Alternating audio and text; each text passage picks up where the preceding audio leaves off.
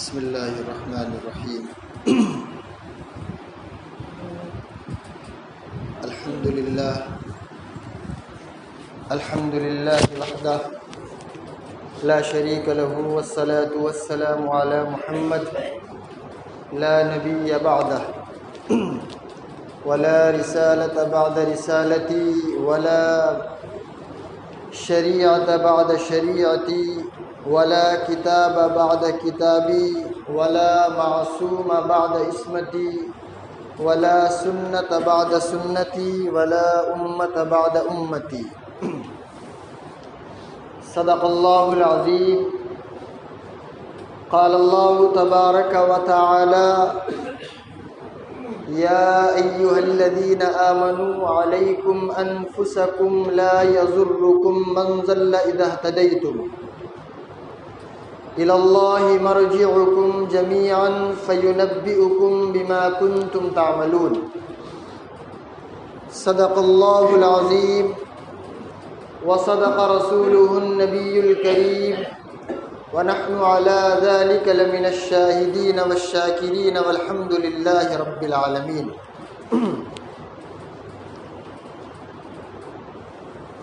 میرے محترم بزرگوں، دینی اور ایمانی بھائیوں،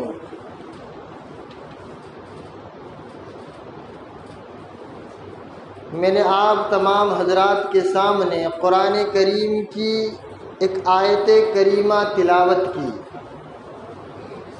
یہ بڑی عجیب و غریب آیت ہے، ایسے تو سارا قرآن ہی عجیب و غریب ہے، وعدوں اور وعیدوں سے بھرا پڑا ہے۔ کہیں اللہ فرماتا ہے کہ یہ کرو گے تو یہ دوں گا، وہ نہیں کرو گے تو یہ پکڑ کر لوں گا، وعدے اور وعیدوں سے بھرا پڑا ہے۔ میں نے جو آیت تلاوت کیا ایھا الذین آمنوا، اللہ ایمان والوں سے مخاطب ہے اور کہہ رہا ہے کہ علیکم انفسکم، بڑی بات، بہت بڑی بات، اپنے گریبان میں جھانکنے کی بات کر رہا ہے۔ اللہ اپنے نبی کے ذریعے ہمارے ایمان کو، ہمارے اعمال کو، ہمارے اخلاق کو، ہمارے معاملات کو، ہمارے معاشرت کو ٹٹول رہا ہے۔ علیکم انفسکم، اپنی فکر کرو، اپنی، پڑوسی کی نہیں، سامنے والے کی نہیں۔ آپ نے اگر سامنے والے پر ایک انگلی اٹھائی ہے تو سمجھ لو 4 آپ کے اپنی طرف ہیں۔ ماں عائشہ رضی اللہ تعالی عنہ آپ صلی اللہ علیہ وسلم سے نقل فرماتی ہیں، بہقی کے اندر امام بہقی رحمۃ اللہ علیہ نے اس روایت کو نقل کیا ہے کہ انسان کے جو اعمال لکھے جاتے ہیں وہ 3 طرح کے ہوتے ہیں۔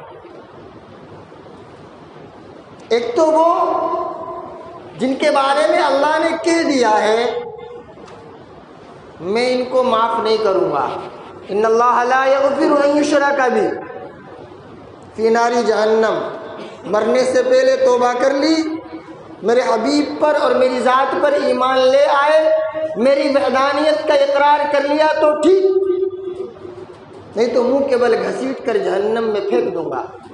دوسرے وہ عمل، غور کرنا، دوسرے وہ عمل جو انسان کے ساتھ صبح سے شام تک، شام ہونے سے پھر صبح ہونے تک جو آپسی باہمی تعلقات ہیں، باہمی اختلافات ہیں، ان کو کرامن کاتبین تحریر کرتے ہیں۔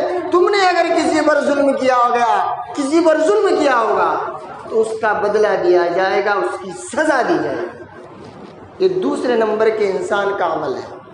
تیسرے وہ عمل جن کا ہمارا اللہ سے واسطہ ہے، اللہ چاہے گا اپنی رحمت سے تو معاف کرے گا، چاہے گا تو پکڑ کر لے گا۔ آپ نماز کو نہ پڑھو، اللہ کو اختیار ہے کہ وہ نماز کے نہ پڑھنے کے گناہ کو معاف کر دے۔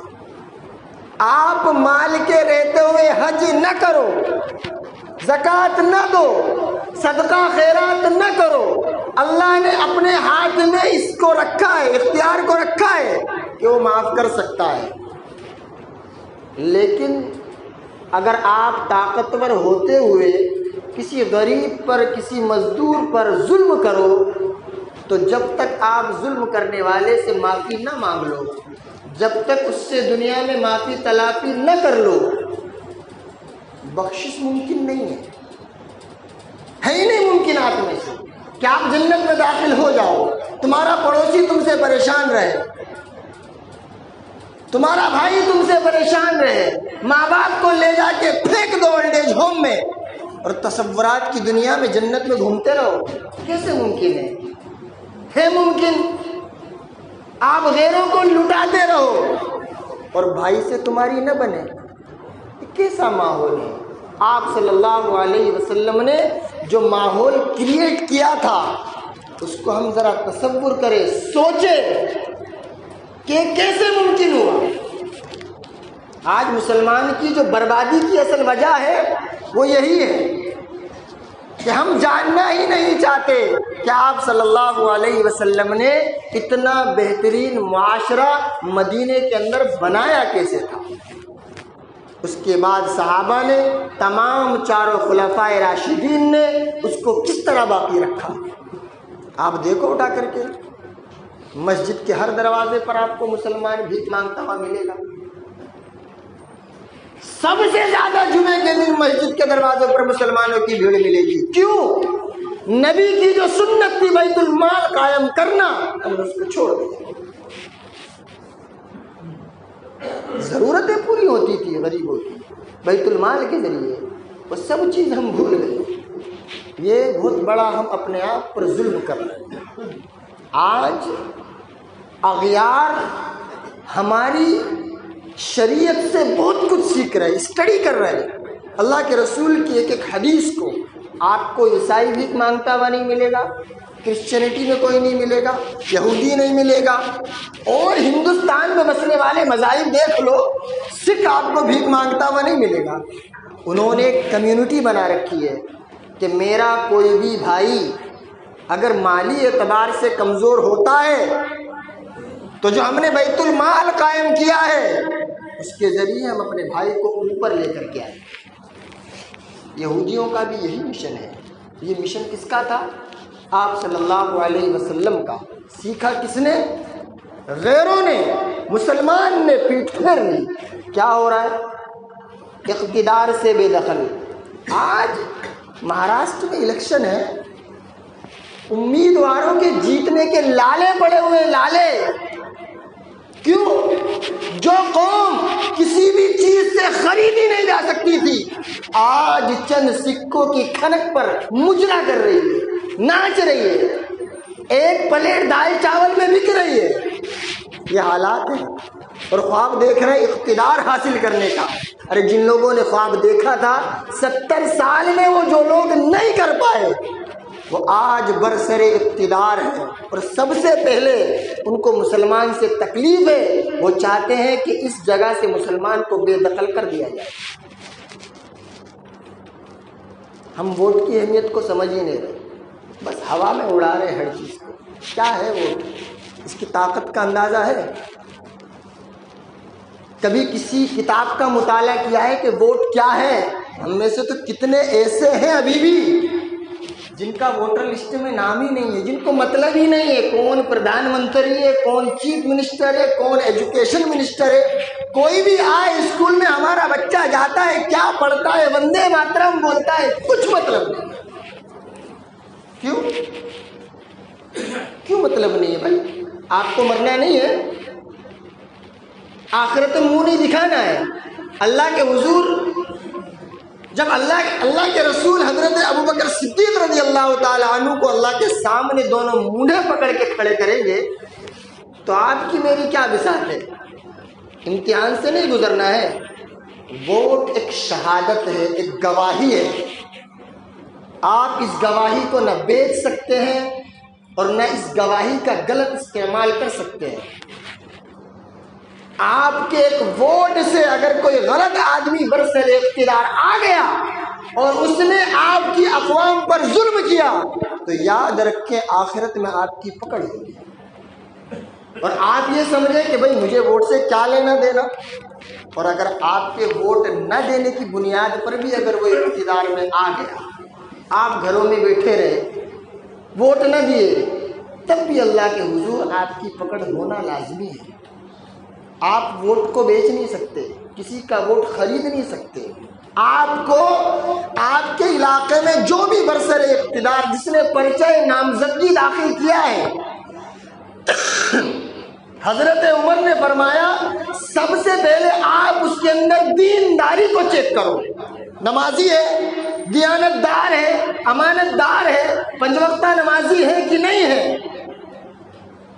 اگر ایسا بندہ نہیں ہے تب آپ جس کے اندر زیادہ دینداری ہے آپ اس کو ووٹ دیجیے، یہ آپ کا آئینی حق ہے، اس ملک نے آپ کو یہ حق دیا ہے۔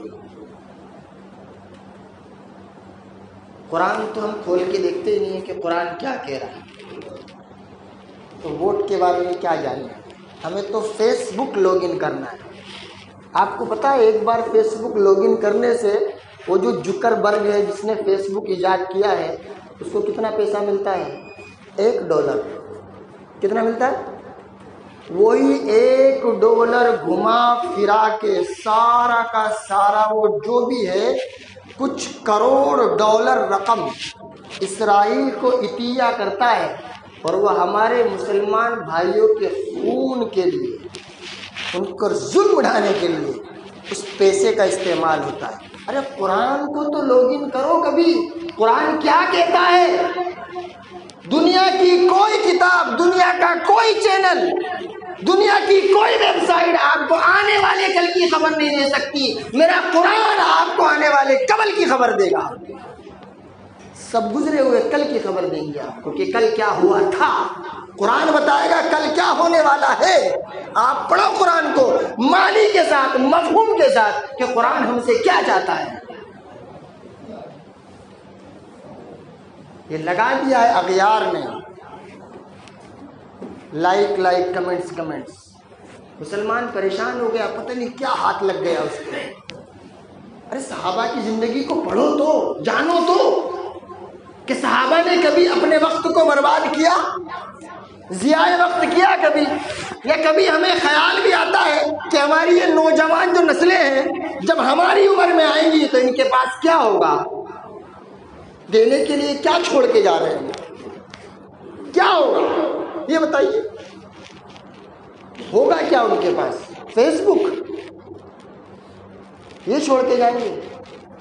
ہمیں تو اتنا بھی شعور نہیں ہے کہ اغیار ہمارے اور ہمارے پیچھے کتنی محنت کر رہے ہیں کہ اس نے پرنٹڈ قرآن کو ہی ہمارے ہاتھ سے نکال کے موبائل میں قرآن دے دیا۔ میں یہ نہیں کہتا کہ موبائل میں قرآن پڑھنا حرام ہے، پڑھیے، جہاں آپ 10 بار موبائل میں قرآن پڑھتے ہیں ایک بار یہ مسجد میں آپ کے گھر میں بھی رکھا ہے، اس کو بھی سینے سے لگائیے۔ یہ اغیار کی چال ہے کہ وہ تمام کتابوں کو، مسلمانوں کی قرآن کو، بخاری کو، نورانی کو، ہر کتاب کو ڈیجیٹلائز کے نام پہ آن لائن کر دے اور 1 منٹ میں تمام سسٹم کو ڈسٹروائے کر دے۔ 1 منٹ میں ایک جھٹکا لگے گا۔ تو کبھی دیکھا ہے نا کہ ایک جھٹکے میں اکاؤنٹ سے 10,000 غائب، آپ گھر پہ بیٹھے میسج آتا ہے کہ ایک جھٹکے میں غائب۔ ایسے ہی سارا کا سارا آنے والی 50 سال بعد ہو، 100 سال بعد ہو، میری بات یہ لکھ لو آپ، ایسا ہی اسرائیل کا مشن ہے کہ وہ ہماری تمام کتابوں کو ایک جھٹکے میں ڈسٹروائے کر دے گا۔ گنے چنے حافظ نظر آئیں گے، عالم تو خیر اب بننے ہی بند ہو گئے۔ لوگ کیوں بننے بند ہو گئے عالم؟ کبھی اس بار بھی ہم سر جوڑ کے نہیں بیٹھتے۔ میرے گاؤں میں جو آخری عالم بنا تھا 2012 میں بنا تھا بیچارہ، اس کے بعد سے ابھی تک تو کوئی نہیں۔ کیوں؟ آپ ابھی علماء حضرات کی تنخواہ معقول تنخواہ کیجئے، وہ تنخواہ جو سیدنا عمر بن خطاب رضی اللہ تعالی عنہ نے طے کی تھی۔ دیکھیے لائن لگ جائے۔ پہلے مدرسوں میں جب میں پڑھا کرتا تھا 4 سال کنٹینیو امتحان دینے کے بعد دارالعلوم دیوبند میں میرا نمبر آیا۔ اور آج میرا بھتیجا جاتا ہے پہلے سال میں اس کا امتحان ہو جاتا ہے اور پاس ہو جاتا ہے. کیوں؟ ترجیحات ہماری اولاد عالم بننا نہیں چاہتی. کیوں؟ کیا ملتا ہے؟ کچھ نہیں ملتا. اوپر سے 50 پریشر ہے. امام صاحب نے 12 منٹ کی نماز پڑھا دی، آپ کو دل کر رہا ہے سر قلم کر دو. ارے تم کہاں جا کہاں رہے ہم لوگ؟ کبھی دیکھا ہے نبی کی زندگی؟ صحابہ کی ہمت نہیں ہوتی ہے اللہ کے رسول کے پیچھے نماز پڑھ لیں. یہ انفرادی زندگی ہمارے نبی کی. اور یا امام اگر 12 منٹ کی نماز پڑھا دے تو تمہارا بس چلے تو اس کے قتل کا فتویٰ صادر کر دو. 2 منٹ فالتو ہمیں مسجد میں برداشت نہیں ہوتے. اور خواب کیا ہے؟ اعلیٰ علیین والی جنت چاہیے، اس سے کم پہ راضی نہیں ہوں گا. مطلب وہی ہو گیا، پانی میں پاؤں نہیں دوں گا لیکن سب سے بڑی والی مچھلی میری ہے. کبھی مطالعہ کیا نبی صلی اللہ علیہ وسلم کی نماز کا؟ انفرادی نماز.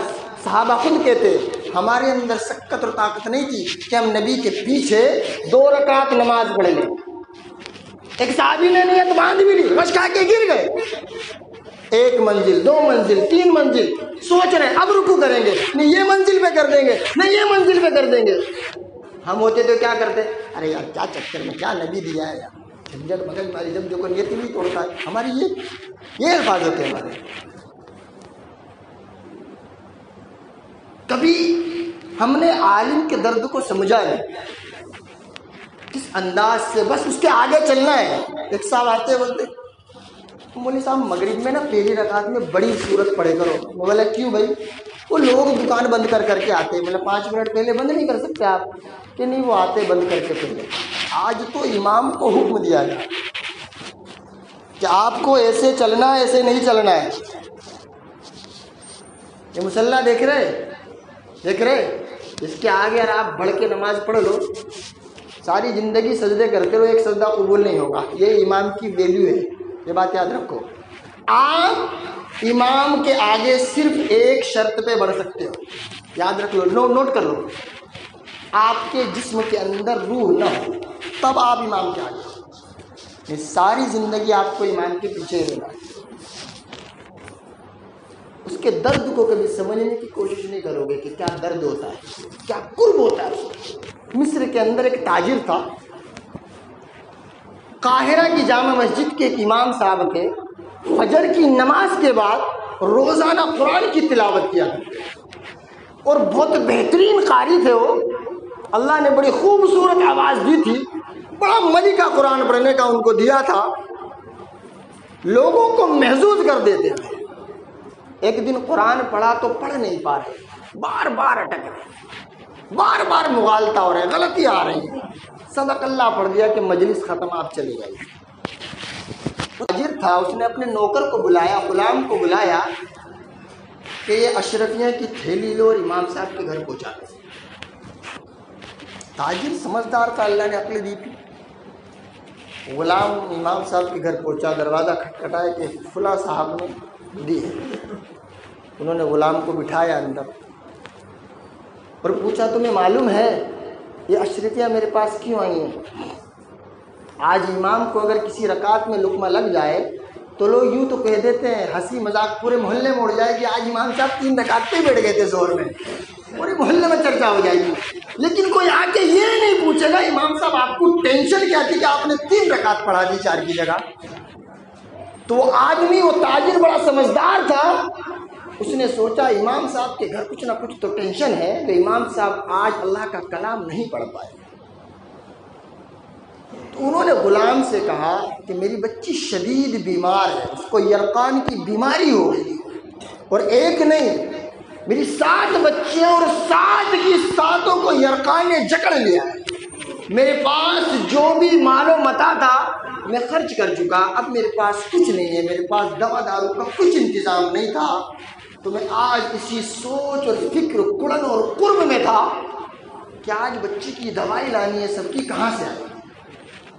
اس لیے میں قرآن نہیں پڑھ پایا. کہ آپ کا تاجر سمجھدار تھا، اس نے مجھے، اللہ اس کو جزائے خیر دے. ہم سوچتے کبھی جو بھی کام کرو میرے محترم بزرگوں اور دوستوں، صرف اور صرف اللہ کے لیے کرو. علماء انبیاء علیہ الصلوۃ والتسلیم کے وارث ہیں. اللہ جب دنیا کو تہس نہس کرنا چاہے گا تو سب سے پہلے علم کو اٹھائے گا. علم کو اٹھانے کا مطلب دھیرے دھیرے عالم ختم ہوتے چلے جائیں گے، اور اس کی شروعات ہو چکی ہے. آپ پچھلے سال 2018 دیکھیے، 19 کے جو اکتوبر آ گیا، دیکھیے کتنے نامور علماء حضرات اس دنیا سے رخصت ہو چکے ہیں، جن کو رئیس المحدثین کہا جاتا تھا، جن کو سیاہ ستہ پوری ازبر یاد تھی. حضرت مولانا یونس صاحب جون پوری رحمۃ اللہ علیہ، اللہ نے ان کو بھی اپنے پاس بلا لیا. اور کتنے لوگ ہیں جو بیچارے بڑے بڑے علماء اکرام ہیں ہمارے، حضرت مولانا نعمت اللہ صاحب، حضرت مولانا مفتی حبیب الرحمان خیر آبادی، بیچارے بیمار چل رہے ہیں. ہم اپنے بچوں کو عالم بنائیں، نبی کی، صحابہ کی، تابعین، تبع تابعین، ان تمام کی زندگیوں سے آگاہ کرائیں کہ بتائیں کہ انہوں نے کس انداز سے زندگی کو جیا. یہ ڈرنے کا مقام نہیں ہے، یہ ڈرنے کا مقام نہیں ہے، یہ اپنے آپ کو اس ٹریک پر لانے کا مقام ہے جس ٹریک پر سیدنا ابوبکر صدیق رضی اللہ تعالی عنہ نے آپ صلی اللہ علیہ وسلم کے بعد اس امت کو چلایا تھا. ابھی بھی وقت ہے، پلٹ آؤ اپنے رب کے حضور. اللہ اپنے عرش سے اٹھ کر تمہارا استقبال کرنے کے لیے تیار ہے. ضرورت ہے کہ ہم اس رب کائنات کی طرف چلیں تو بڑھیں، تو ہم بڑھنا ہی نہیں چاہتے. ہماری زندگیاں کس انداز کی ہو گئی ہم سوچ بھی نہیں سکتے. تو میرے کو سننے میں آتی ہے خبریں، ابھی پڑوس ملک کے اندر ایک واقعہ رونما ہوا. ایک آدمی قصائی کتے کا گوشت ایک بہت بڑے منسٹر کو اس نے کھلا دیا. اس کی چیکنگ ہوئی، آپ نے بھی پڑھا ہوگا نیوز کے اندر. اس کو جب جج نے طلب کیا تو اس نے صفائی کہہ دی. اس سے جب جج نے پوچھا کہ آپ نے کیا کتے کا گوشت کھلایا، کہ ہاں کھلایا، لیکن انسان کو نہیں، کتے کو ہی کھلایا. کہ وہ کیسے؟ کہ حضرت میں ایک بکری کاٹتا ہوں، 2-3 کلو یا 5 کلو گوشت کا مجھے نفع ملتا ہے، اس میں میرے گھر کا گزارا بھتہ ہوتا ہے. یہ بڑے بڑے منسٹر لوگ، بڑے بڑے پارلیمنٹ میں بیٹھے ہوئے لوگ، ان کے خدام خادم آتے ہیں کہ حضرت نے 2 کلو منگایا، 1 کلو منگایا، مجھے کیا بچے گا؟ تو میں نے ان کتوں کا علاج کرنے کے لیے کتا کاٹ کے کتوں کو کھلانا شروع کر دیا. صحیح کرا نا؟ کہ میں نے انسانوں کو کتے کا گوشت نہیں کھلایا ہے، میں نے کتے کو کتے کا گوشت کھلایا ہے. تو کہنے کا مقصود یہی ہے کہ اپنی اہمیت کو سمجھیں، ووٹ دینے کے لیے گھروں سے نکلیں، اپنے احباب کو بھی سمجھائیں کہ اس کی طاقت کیا ہے. ہم برسر اقتدار جو ظالم اور جابر لوگ بیٹھے ہوئے ہیں ان کو گدی سے اتار کے پھینک سکتے ہیں، یہ ووٹ کی طاقت ہے. ہم اپنے من پسند جو دیندار ہے، جو ہمارے ساتھ پورا اچھائی کا معاملہ کرے گا، اس کو اپنے علاقے میں، اس کو اپنے ایریا میں کھڑا کر سکتے ہیں، جتا سکتے ہیں. یہ ووٹ کی طاقت ہے میرے محترم بزرگوں اور دوستوں. جن لوگوں کا ووٹ میں نام ہے، میری ان کی درخواست ہے کہ وہ ضرور ووٹ کرنے کے لیے جائیں. اور ایک اعلان یہ ہے کہ جن لوگوں کو اللہ نے مال دیا ہے اور انہوں نے حج کا ارادہ کیا ہے حج کمیٹی کے ذریعے، تو حج کے اندر جو ہے اس سال جو قوانین ہیں وہ تبدیل ہوئے ہیں. پہلے فارم ملتے تھے، وہ بھر کے جمع ہوتے تھے. ابھی اس سال سے یہ چیز ختم کر دی ہے. 15 اکتوبر سے 10 نومبر تک آپ کو آن لائن جا کے فارم بھرنا ہے. جو احبابی جانے کے خواہش مند ہیں ان کو 15 اکتوبر سے 10 نومبر تک آن لائن فارم بھرنا ہے. اور خصوصی طور پر یہ کہا گیا ہے کہ اس میں تاخیر نہ کریں. اکثر لوگ کیا سوچتے ہیں کہ بھئی تاریخ بڑھائی جائے گی فارم کی، ایسا کچھ بھی نہیں ہے. 10 نومبر آخری تاریخ ہے.